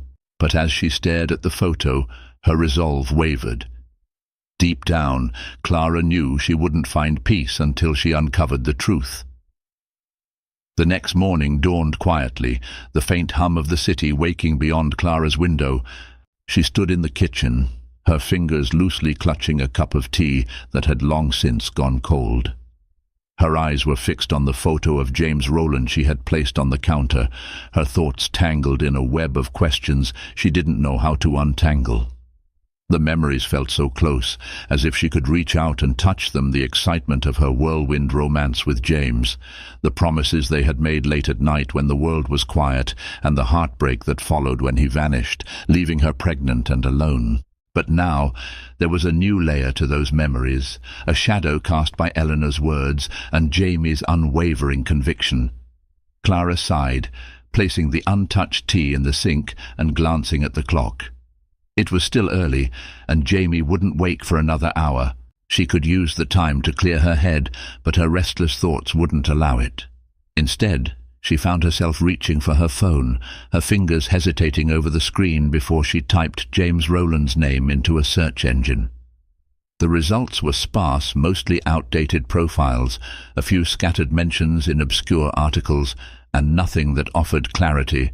Clara clicked on a few links, skimming through the information, but her heart sank as she realized how little there was to find.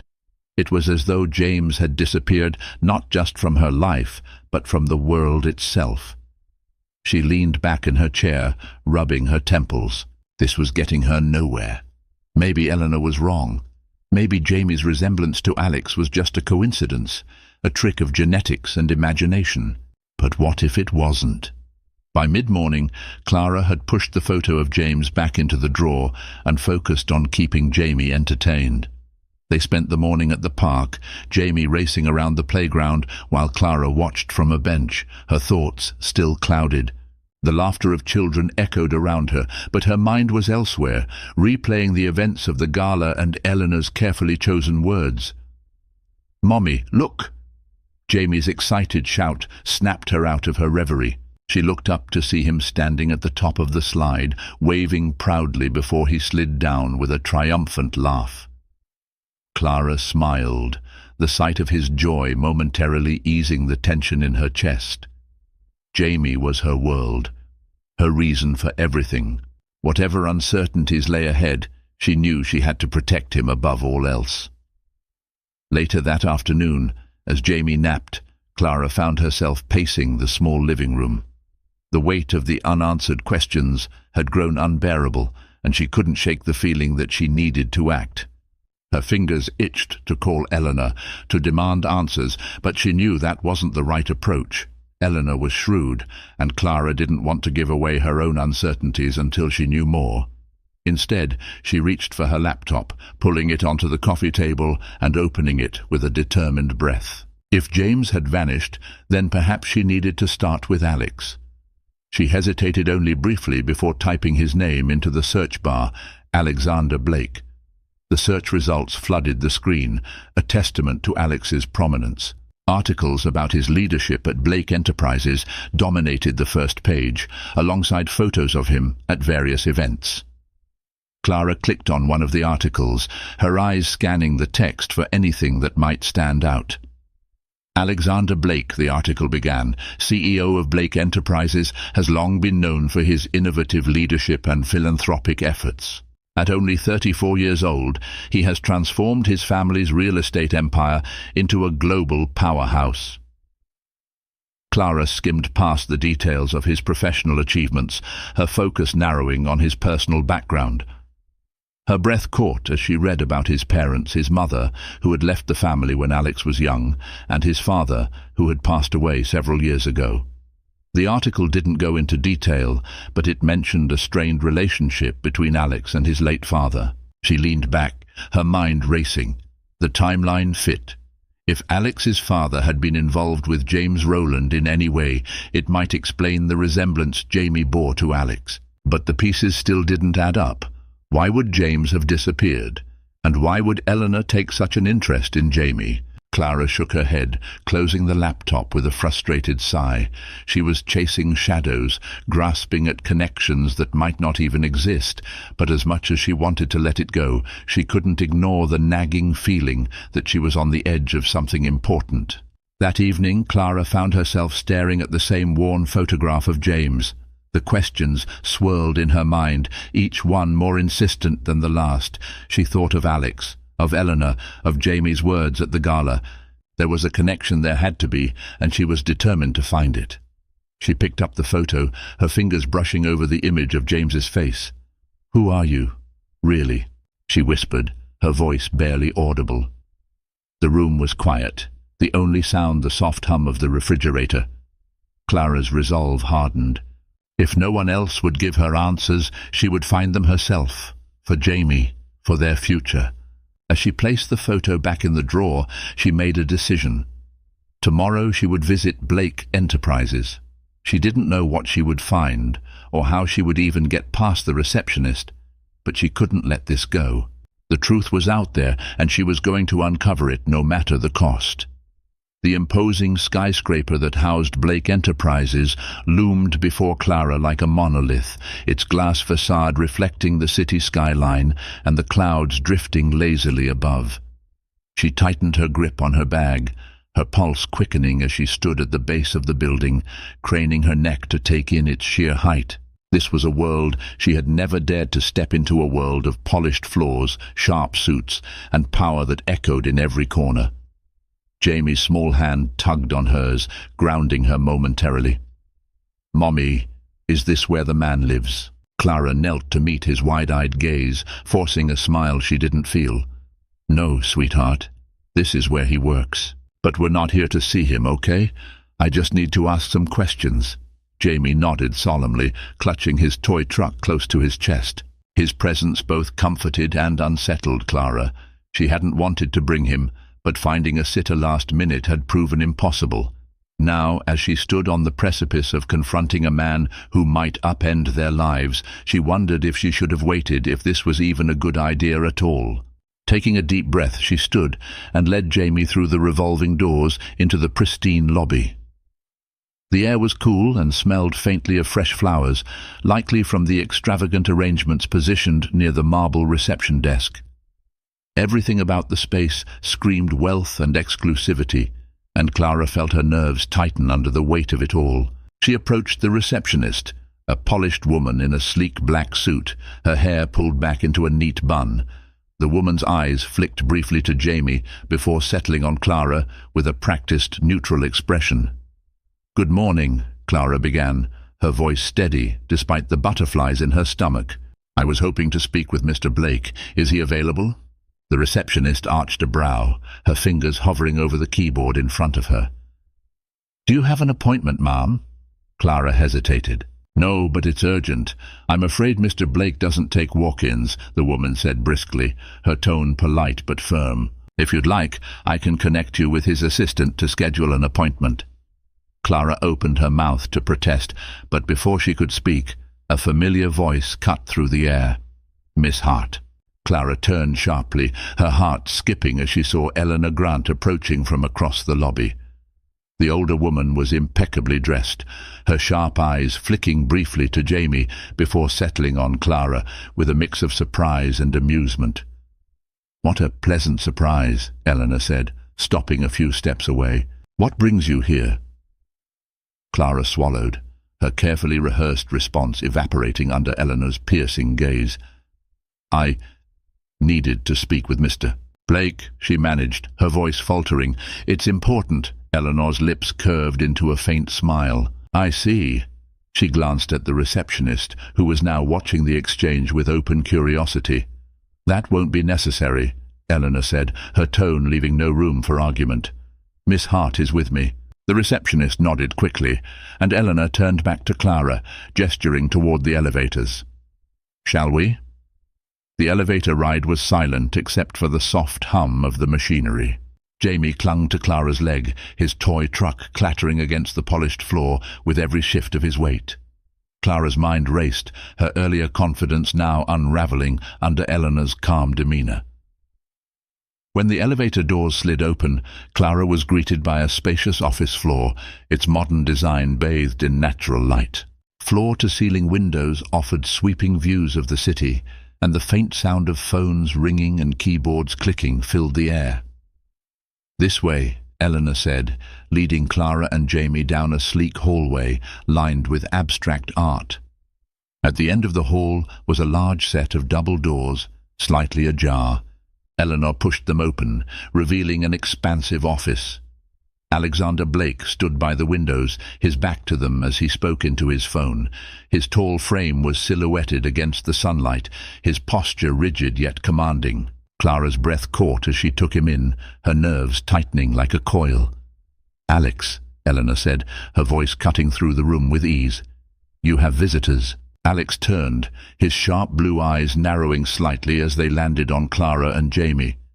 He ended his call with a curt, "I'll call you back," before stepping closer, his gaze flicking between them with a mix of curiosity and wariness.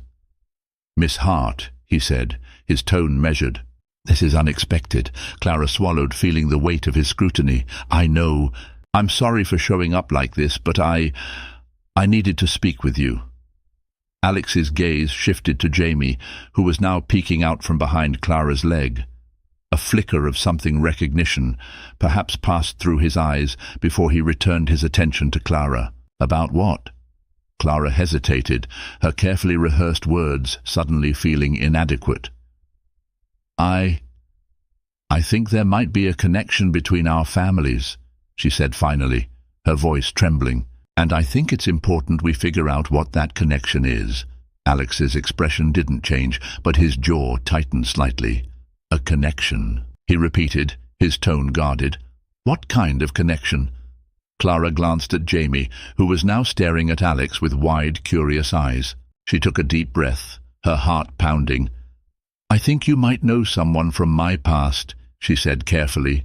"Someone who's important to both of us." Eleanor stepped forward then, her sharp gaze fixed on Alex.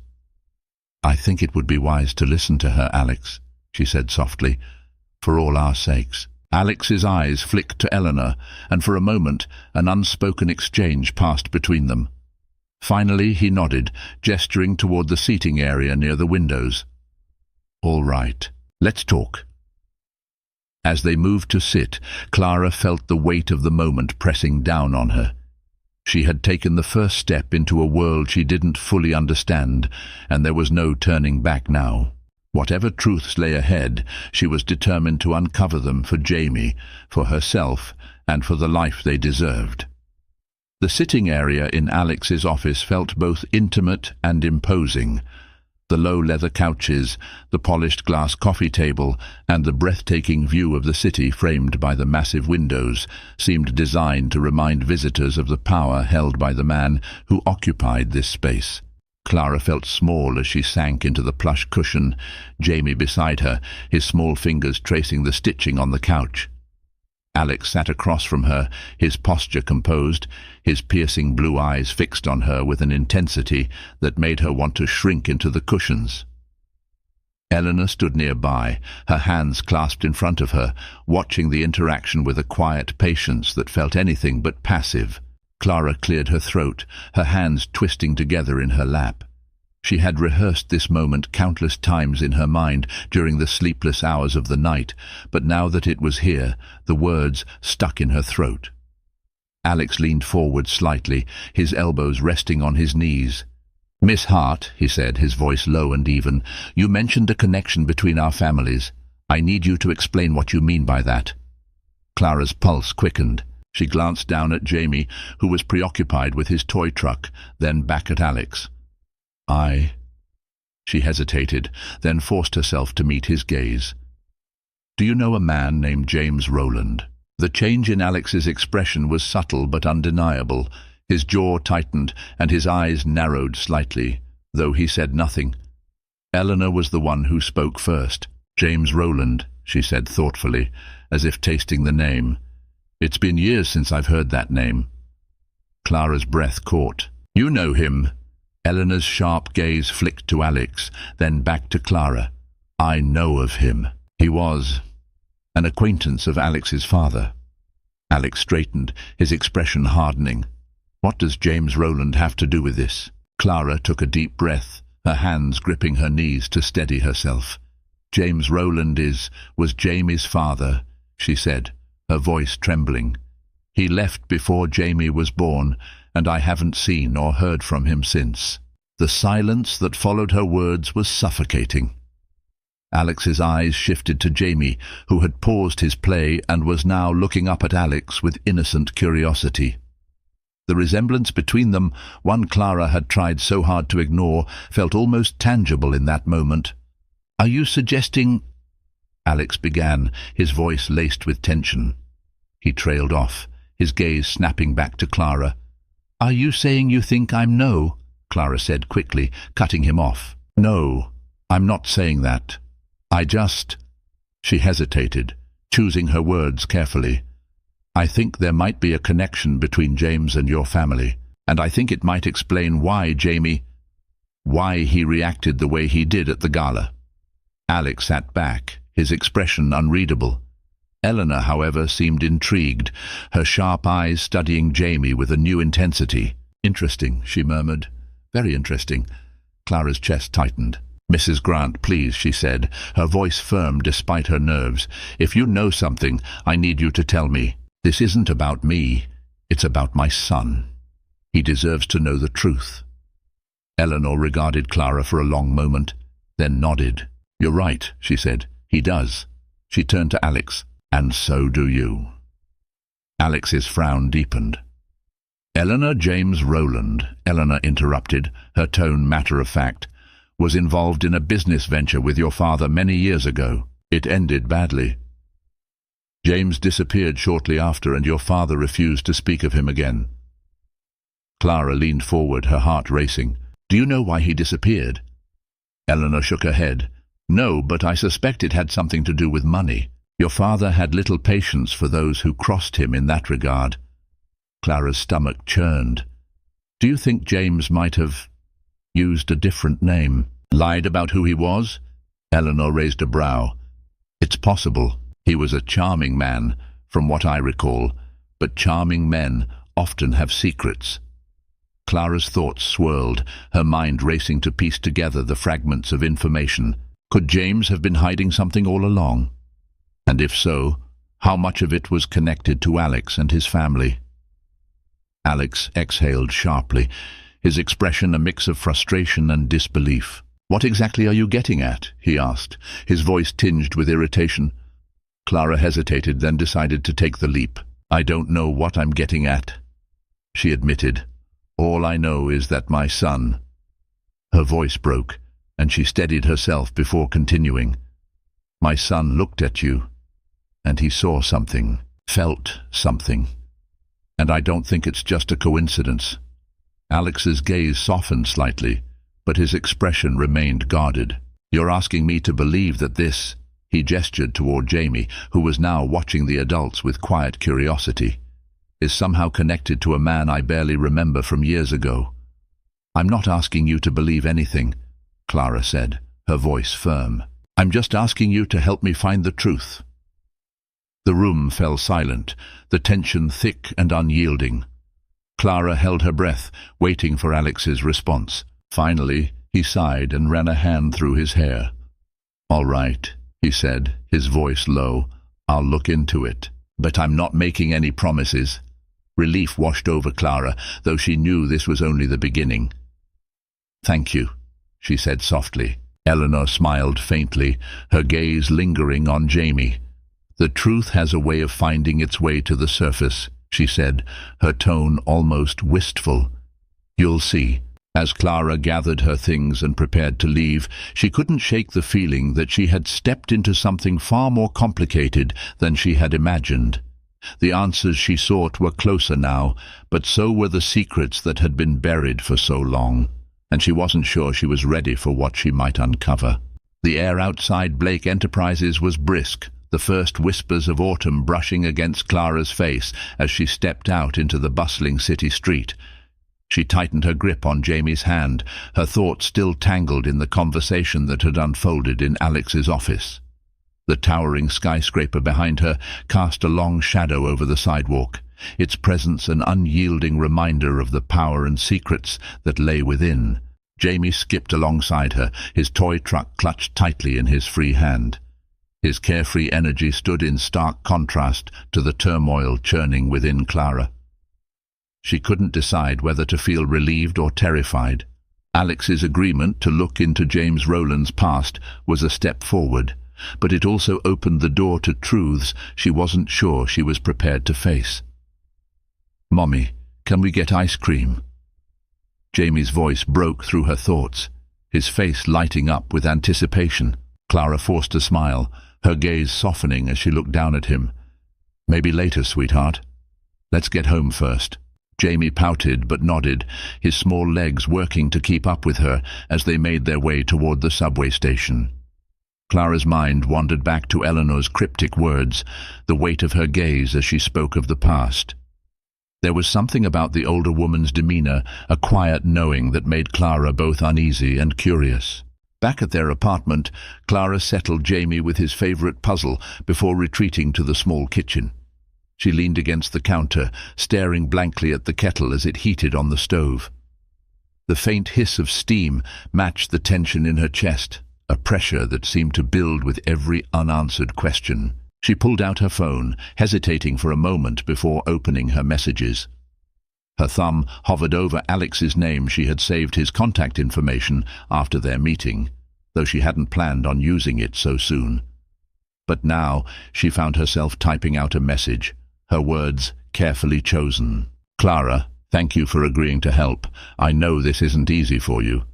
She hit send before she could second-guess herself, the small act sending a ripple of anxiety through her. A response came almost immediately. "Alex, it's not about easy. It's about getting answers." Clara stared at the message, her chest tightening. His words were blunt, almost cold, but she understood the undercurrent of determination behind them. Alex was just as invested in uncovering the truth now, even if he wouldn't admit it outright. Her phone buzzed again. "Alex, I'll let you know if I find anything. In the meantime, stay patient." Clara exhaled slowly, setting the phone down on the counter. Patience had never been her strong suit, especially not now when so much was at stake. She turned her attention back to the kettle, pouring the boiling water into a chipped mug and watching as the tea bag swirled lazily in the cup. Her thoughts drifted to James, the man who had once been her entire world. The image of his charming smile and easy laugh felt distant now, almost like a dream. But the pain of his betrayal was still fresh. The wound reopened with every step she took toward the truth. "Why did you leave, James?" she thought, her fingers tightening around the mug. "What were you hiding?" Later that evening, after Jamie had fallen asleep, Clara sat at the small desk in the corner of her bedroom, the dim light from the lamp casting long shadows across the room. The worn photo of James was spread out before her, along with the few documents she had managed to dig up about his past. It wasn't much, a few old addresses, a couple of expired IDs, but it was all she had to go on. She reached for her laptop, opening it and hesitating briefly before typing James's name into the search bar again. This time she added a few key terms locations he had mentioned in passing, the name of a business he had once worked for. The results were still sparse, but one caught her attention, an article from nearly a decade ago buried deep in the search results. Clara clicked on it, her breath catching as she scanned the text. The article described a failed business venture involving several investors, one of whom was named James Rowland. The venture had collapsed amid accusations of fraud and mismanagement, leaving its backers in financial ruin. Clara's stomach churned. The timeline matched. This must have been the connection Eleanor had mentioned, the failed deal between James and Alex's father. But what did it mean? And why had James vanished afterward? Her eyes skimmed further down the article, her pulse quickening as she reached the final paragraph. It mentioned legal action taken by one of the investors, a prominent businessman named Richard Blake. Clara leaned back in her chair, the name echoing in her mind. Richard Blake, Alex's father. The pieces were starting to fit together, but the picture they formed was still murky, incomplete. She couldn't shake the feeling that there was more to this story, something hidden just beneath the surface. The next day, Clara found herself pacing the length of her apartment, the unease from her discovery refusing to dissipate. She debated whether to share what she had found with Alex, unsure if it would help or complicate things further. Her phone buzzed on the coffee table, breaking her train of thought. She picked it up, her heart skipping when she saw Alex's name on the screen. "Alex, meet me tomorrow at 10. The address is below." Clara frowned, reading the message twice. There was no explanation, no context, just the address of what appeared to be a private office building in Midtown. She typed out a quick response. "Clara, what's this about?" The reply came almost instantly. "Alex, you wanted answers. So do I." Clara stared at the message, her chest tightening with a mix of anticipation and dread. Whatever Alex had found, it was clear that the road ahead was about to take another sharp turn. As the day wore on, Clara prepared herself for the meeting, her mind running through every possibility. She felt like she was standing on the edge of a precipice, the truth just out of reach, but tantalizingly close. And she wasn't sure whether it would save her or pull her under. The doors opened to reveal Alex, waiting for her in the hallway.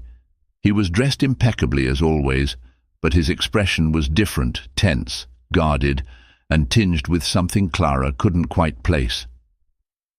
"Miss Hart," he greeted, nodding briefly before his gaze dropped to Jamie. For a moment, his guarded demeanor softened, the faintest flicker of a smile crossing his lips before he caught himself. "Thank you for coming." Clara nodded, her grip tightening on Jamie's hand. "You said you had something to show me." Alex gestured for her to follow him, leading them down a short corridor to a small conference room. Inside, Eleanor was already seated at the table, her expression calm but watchful. A stack of papers sat in front of her, neatly arranged, and a tablet glowed softly at her side. "Mrs. Grant," Clara said, her voice steady despite her nerves. "Clara," Eleanor replied warmly, her sharp eyes flicking to Jamie before returning to Clara. "I'm glad you came." Alex closed the door behind them, his movements precise and deliberate. He crossed to the table, standing beside Eleanor as he gestured to the documents. "We've been digging into James Rowland's past," he said, his tone clipped but professional, "and what we found raises more questions than it answers." Clara stepped closer, her heart pounding as she took a seat across from them. Jamie climbed into the chair beside her, his toy truck clattering against the table as he settled in. Alex's eyes lingered on the boy for a moment before he turned his attention back to Clara. "What did you find?" she asked, her voice barely above a whisper. Eleanor slid the top document toward her. It was an old photo, grainy but clear enough to make out the faces of the 3 men it captured. Clara's breath caught as she recognized James standing beside 2 older men. One of them was unmistakably Richard Blake. "This was taken shortly before the failed business venture we discussed," Eleanor explained. "James was working closely with Richard at the time, but as we suspected, he wasn't entirely honest about his background." Alex leaned forward, his expression unreadable. "James Rowland wasn't his real name," he said. "It was an alias." Clara's stomach twisted. What was his real name? Eleanor's gaze softened, her voice low but firm. James Rowland was actually James Blake, Richard's illegitimate son. The room seemed to tilt, the revelation hitting Clara like a physical blow. She stared at the photo, her mind struggling to process the implications. Jamie's father had been part of the Blake family all along. That's why he disappeared, Alex continued, his voice cold. When the deal fell apart, my father cut ties with him completely. He erased him from our family's history, made sure no one could trace him back to us. But clearly James found a way to keep living his life, just under a different name. Clara felt the air leave her lungs. "And Jamie," she said, her voice trembling. "What does this mean for Jamie?" Eleanor reached across the table, her hand resting gently on Clara's. "It means that Jamie is part of this family," she said, "whether you like it or not." Clara's chest tightened. She glanced at Jamie, who was obliviously pushing his truck across the table, his laughter soft and sweet. He had no idea how much his world was about to change. "I don't want anything from you," Clara said suddenly, her voice stronger than she felt. "I didn't come here for money or status. I just wanted to understand." Alex's gaze softened slightly, his voice quiet but firm. "We know that. But this isn't just about you anymore. Jamie deserves to know where he comes from." Clara nodded slowly, her thoughts racing. She had spent years trying to shield Jamie from the pain of his father's absence, but now the truth was laid bare, undeniable and irrevocable. He had a family, one far more complicated and powerful than she had ever imagined. "What happens now?" she asked, her voice barely audible. Eleanor's smile was gentle but resolute. "Now we move forward. Together." The days that followed were a whirlwind of adjustments. Alex began visiting more frequently, his bond with Jamie growing stronger with each passing day. Despite his initial reservations, it was clear that he was determined to be a part of Jamie's life, and by extension Clara's. For Clara, the transition was anything but easy. She struggled to reconcile the man she had loved and lost with the revelations of his hidden past. But as she watched Jamie laugh and play with Alex, she realized that her son had found something she had never been able to give him, a sense of belonging. Eleanor, ever the matriarch, took Clara under her wing, offering guidance and support as she navigated the new dynamics of her life.